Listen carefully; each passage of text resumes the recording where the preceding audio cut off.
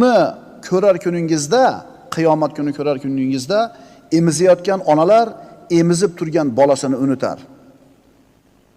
Va barcha homilador ayollar o'z homilasini tashlab yuborarlar.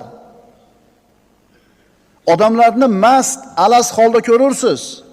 Mast odamda yuradi nima qilayotganini bilmasdan. Holbuki ularning o'zlari mast emaslar, lekin Allohning azobi qattiqdir. Dahshatni qattiqligidan inson yonida kim ketayotganligini ko'rmaydi.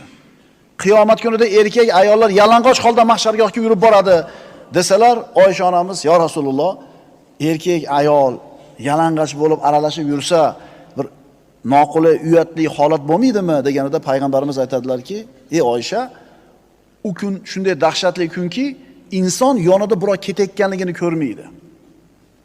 Dahshatli qattiqligidan yonida kim ketayotganligini ko'rmaydi. Uni erkak, ayol, kiyim avrat emas.